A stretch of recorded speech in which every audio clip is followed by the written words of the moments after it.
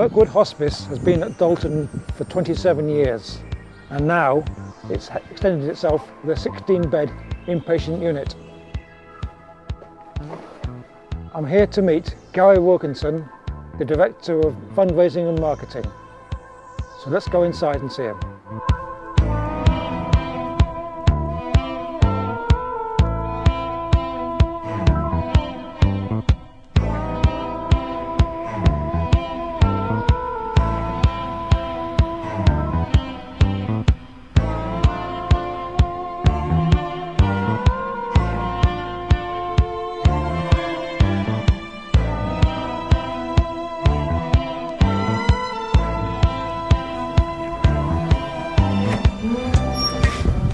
Gary, can you tell me about the new unit?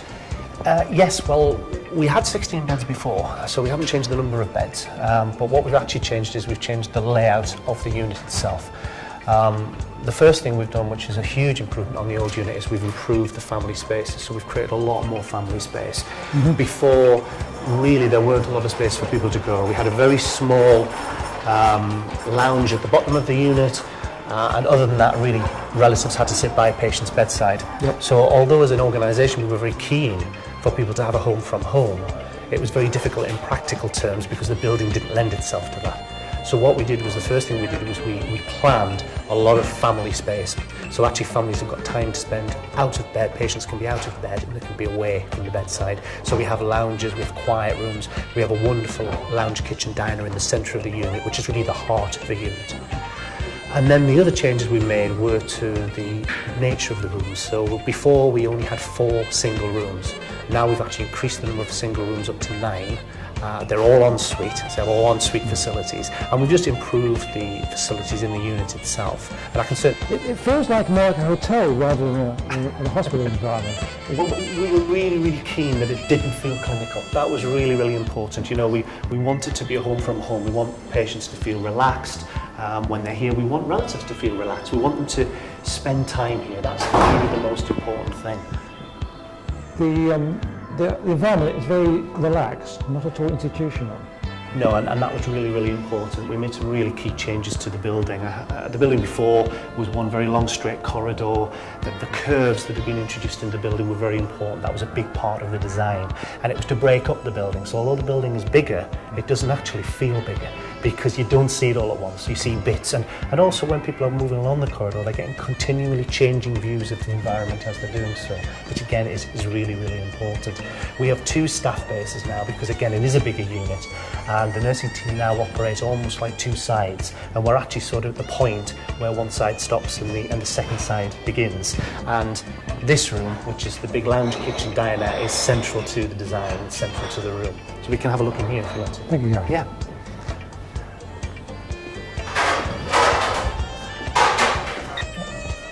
So this is the lounge kitchen diner for patients and families. A really, really great social area. You know, there's an area behind you where they can sit, people can sit and just spend time, they can chat.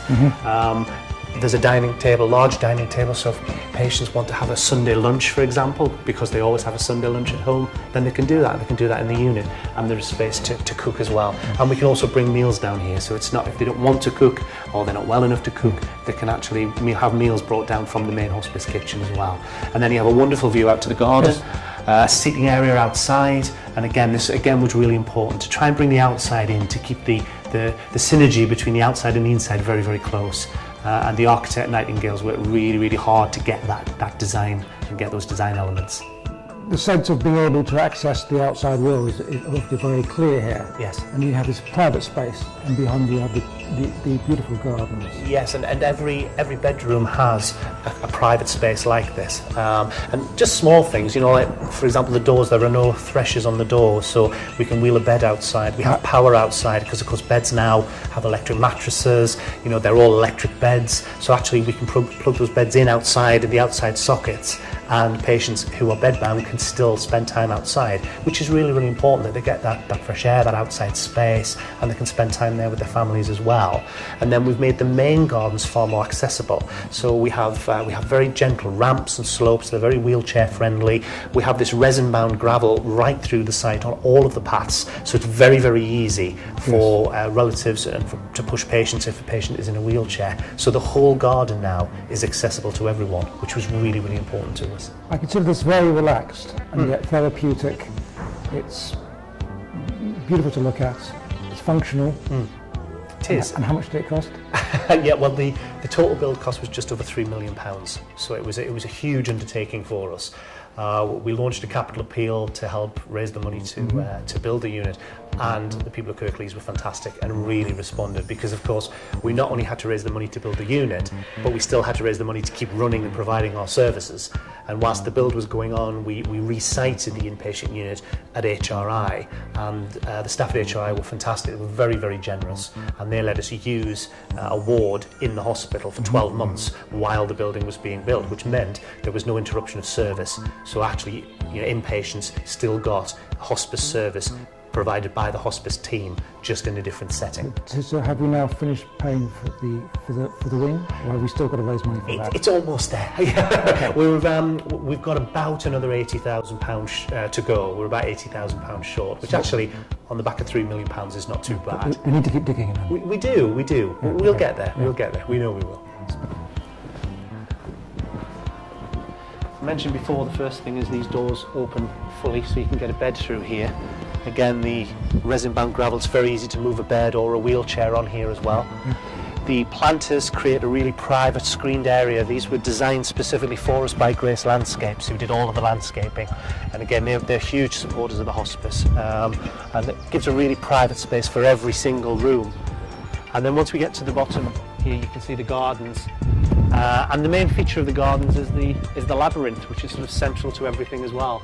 And the labyrinth is a real spiritual tool. It's a tool that our bereavement counsellors work with relatives and with patients as well. And it's about that journey around the labyrinth. It's about contemplation, meditation. So the gardens themselves, as well as being very pleasant places to be, are also therapeutic. They have a therapeutic value. The care doesn't all go on inside the walls of the hospice. It actually goes on in the gardens as well. This is actually, this is uplifting and joyful.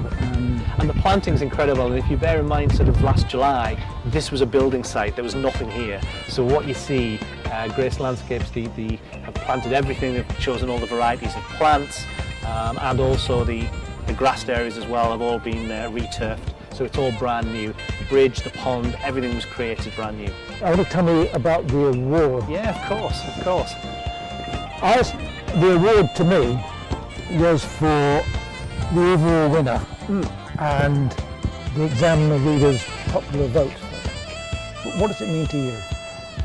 Well, I think it's fantastic. I mean, first of all, we're very, very grateful to the examiner readers for choosing the hospice to win the award. I mean, it's wonderful. It really, really is. I think it's interesting because, I mean, I've been here over 8 years now, and I always see myself sort of as a custodian, if you like. I really do, because the building isn't ours. The building belongs to the community of Kirklees. They funded the building, they funded the original building, they've funded the new building. So this award really isn't, it's not a Kirkwood Hospice award, it's an award for the whole community, I think. We couldn't do what we do without their support, and we're immensely grateful for it. I think the community is very grateful for the hospice. I didn't come here until last autumn. I was visiting a friend who was here for her final weeks, and it was my visit here that led me to be one of the nominators for the building, because she appreciated the environment so much. Now, hospices are not just places where people come to die. They've moved on from that. We provide so much care, so much support. A lot of pain and symptom control goes on. A lot of social. There's a lot of big social aspect of the care that's provided. About people sharing their experiences with other patients, with members of staff, and of course the care that the hospice provides goes on after the death of the patient as well, with the work they do do with the families as well. So the hospice is bigger than it used to be maybe 25 years ago, 30 years ago. People think hospices are the same as they were, and they're not. And I hope what the building has shown you is that actually it isn't the same.